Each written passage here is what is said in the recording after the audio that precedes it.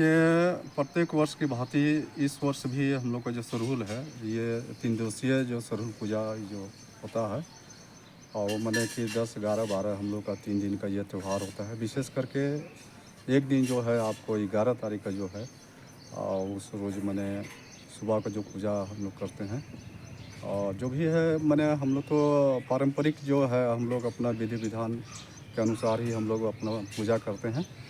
और इस बार का सरहुल में सभी कोई तो अपने अपने जो अखाड़ा है, अपना सरना स्थल है, उन तमाम चीज़ों का सब तैयारी सब कर लिए हैं और अभी भी लगे हुए हैं लोग। और इस बार आगे साल के अपेक्षा इस बार और भव्य रूप से यहाँ सरहुल निकलेगा। हम लोग बहुत जो अभी जो हम लोग का जो परंपरागत जो वाद्य यंत्र है उसका उपयोग हम लोग कम करते थे और ज़्यादा हम लोग डीजे पर करते थे।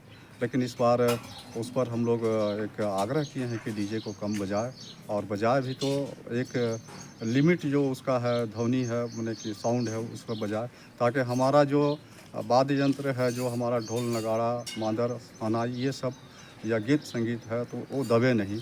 इस वास्ते हम लोग सबों को आग्रह किए हैं। दूसरा जो जल रखाई पूजा होता है और जो केकड़ा पकड़ने का जो प्रथा है, उसके पीछे क्या अवधारणा है? देखिए, हम लोग का जो केकड़ा जो पकड़ने का जो प्रथा है, हम लोग देखिए ये परंपरा से ही है। और हाँ, आज के दिन जिस उपवास है आज हम लोग का, ये सरहुल का जो ये प्राकृतिक जो महापूजा पर्व सरहुल का जो उपलक्ष्य में हमारे जो नवयुवक लोग होते हैं, आज केकड़ा मछली पकड़ के आते हैं। और जो घर का जो मुखिया होते हैं वो हमारे हैं सो उपवास में रहते हैं, और एक समय उपवास में रहते हैं, 1-2 बजे उपवास को तोड़ते हैं। अपना पारंपरिक विधि विधान और जो पकवान होता है एक बिना तेल का, तो उसको अपने घरों में जहाँ पूजा का एक स्थान है तो वहाँ पर ही लोग चढ़ाते हैं। तपावन पानी वगैरह सब चढ़ा के अपना जो उपवास को तोड़ते हैं। और संध्या के समय में जल रखाई पूजा मौजा में एक जहाँ सरना स्थल है, तो वहाँ पर ही अभी हम लोग इस वर्ष भी हम लोग वैसे ही करेंगे।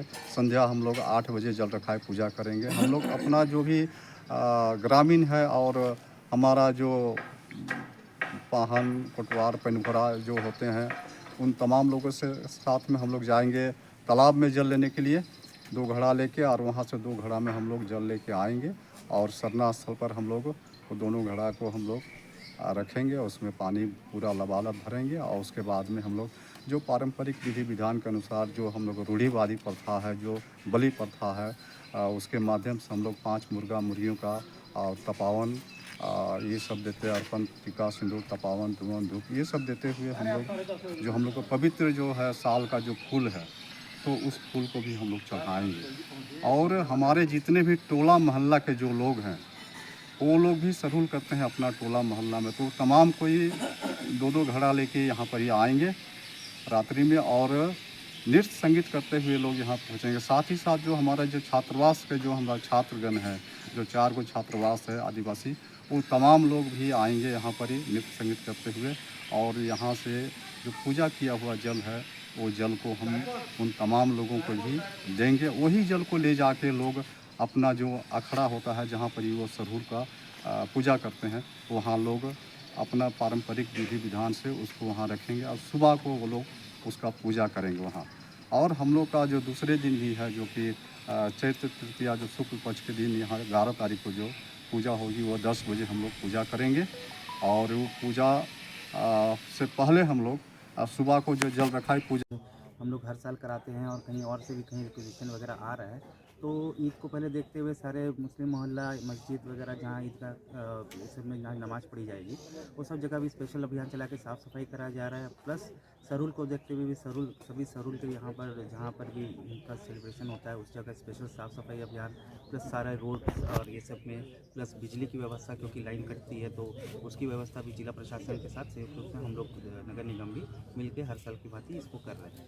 इसमें से और कोई जैसे कहीं से भी कोई और डिमांड आती है कुछ है, तो हम लोग उसको तुरंत देखते हुए उस पर निर्णय लेते हुए उसको सॉर्ट आउट कर रहे हैं। ठीक, वगैरह बिजली की व्यवस्था वगैरह, तो साफ़ सफाई तो हम लोगों के यहाँ नगर निगम की ओर से हमेशा ही चलते रहता है। और पर्व त्योहारों के विषय के अवसर पे हम लोग विशेष साफ़ सफाई वगैरह भी करते हैं। हमारे साथ एएनजी हैं कि उसके विषय में आपको जानकारी देंगे। विधि व्यवस्था को देखते हुए विशेष रूप से चूँकि लाइट कटता है इसमें, तो जनरेटर के साथ लाइट की व्यवस्था आरएमसी की तरफ से भी और जिला प्रशासन की तरफ से भी की जाएगी। वो किया जाएगा विधि व्यवस्था को ध्यान में रखते हुए। जनरेटर और लाइट की व्यवस्था हम लोग पूरे शहर में करेंगे। सीसीटीवी का लगाया गया है शहरों में, वीडियो कैमरा के साथ अलग से रहेंगे। पुलिस का और दंडाधिकारी की प्रतिनियुक्ति दोनों को देखते हुए हो गई है। ईद को देखते हुए हम लोगों ने निर्देश दिया है बिजली विभाग को कि आप बिजली की कटौती इस प्रकार से करिए कि जहाँ जहाँ से जुलूस गुजरते जा रहा है उधर में आप लोग बिजली काटते जाइए, और जैसे जैसे जुलूस का कार्यक्रम समाप्त होते जा रहा है बिजली आप लोग देते जाइए। जब तक बिजली कटा रहेगा तब तक हम लोगों का जो सभी मुख्य चौक चौराहे और मुख्य सड़क है जिस पे भीड़ रहती है, जुलूस रहता है, उसमें हम लोग प्रयास किए हैं कि अपनी ओर से, प्रशासन की ओर से जनरेटर के साथ बिजली का व्यवस्था किया जाए। ठीक है। और सर इसको प्लान आउट किया है ट्रैफिक डाइवर्जन हम लोग ईद को देखते हुए किए हैं। ईद का बाज़ार भी लगता है शाम को, तो जहाँ पे ईद की बाज़ार लग रही है उस तरफ में गाड़ियों का परिचालन न हो, उसके लिए ट्रैफिक का डाइवर्जन किया जा रहा है मेन रोड में खास करके। दूसरे दिन जब सुबह में ईद का नमाज होता है ईदगाहों में, तो 3 जगहों में इसके लिए ट्रैफिक का डाइवर्जन हम लोगों को करना पड़ता है। एक हरमू रोड के ईदगाह में, एक ओवरब्रिज के पास के ईदगाह में, और एक प्लाजा चौक के पास के मस्जिद के पास में। तो वो सारा प्लान हो गया है। इस विषय में अखबारों में सभी को सूचना भी दे दी गई है कि कैसे इसका ट्रैफिक का डाइवर्जन होगा। ये ट्रैफिक एसपी साहब इस मामले को देख रहे हैं। ठीक है सर, थैंक यू।